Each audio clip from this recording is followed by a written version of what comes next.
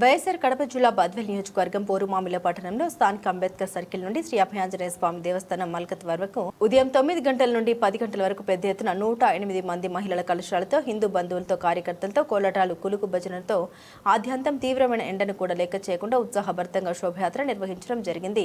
అనంతరం అభయాంజనేయ స్వామి గుడిలో పెద్ద ఎత్తున భక్తులు పాల్గొని ఆంజనేయ స్వామికి ఇష్టమైన లక్ష తమలపాకులతో అభిషేకం నిర్వహించడం జరిగింది. అనంతరం శ్రీ కృష్ణమాచార్య స్వామిజీ ఆధ్యాత్మిక ప్రవచనం అద్భుతంగా ఇవ్వడం జరిగింది. సందర్భంగా స్వామీజీ మాట్లాడారు. దేశం కోసం ధర్మం కోసం ప్రతి హిందూ హనుమంతుని స్ఫూర్తితో పనిచేయాలని అన్నారు. హిందువుల ఐక్యతే దేశానికి శ్రీరామ రక్ష అన్నారు.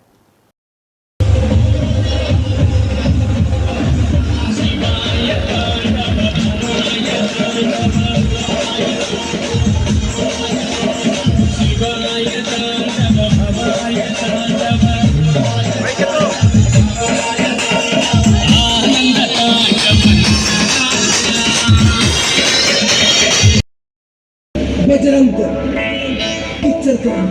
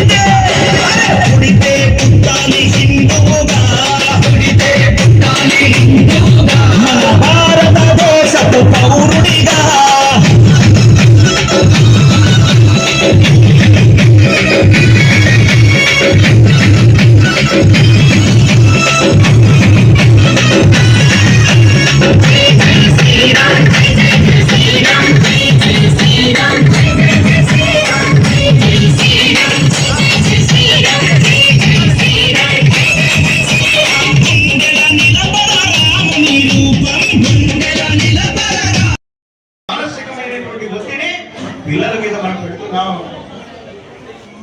చదువు చదువు చదువు చదువు చదువు తప్ప ఏమీ లేదు.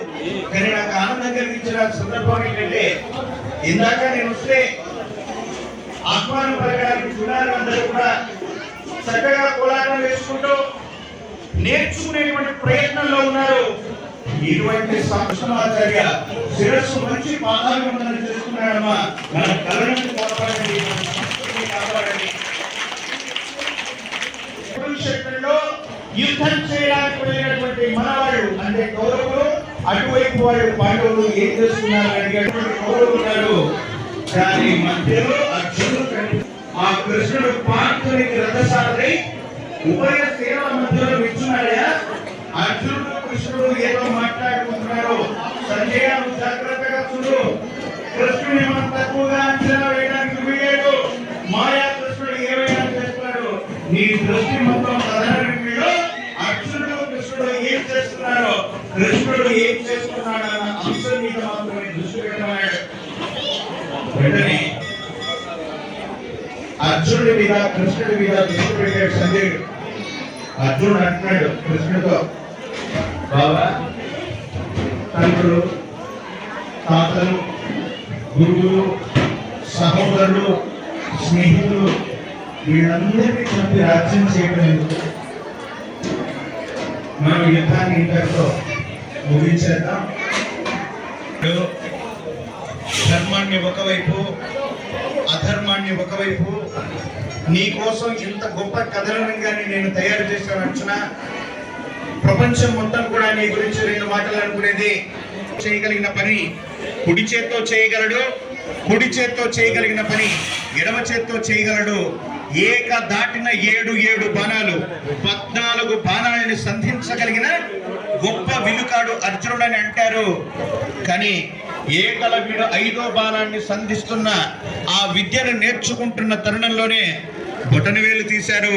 నిజంగా ఏకలవ్యుడిని మించినటువంటి గొప్పవాడు అర్జునుడు కాడేమో అని. అర్జునుడు చాలా పరాక్రమవంతుడు, పౌరుషవంతుడు, మాట పడడు, కథన రంగంలో విశేషవంతంగా రుద్రతాండవం చేస్తారనుకున్నా నేను. కానీ విరాటుడి యొక్క కొలువులో అర్జునుడిని పరిశీలిస్తున్నావు అంటే కృష్ణుడు మాట్లాడాడు.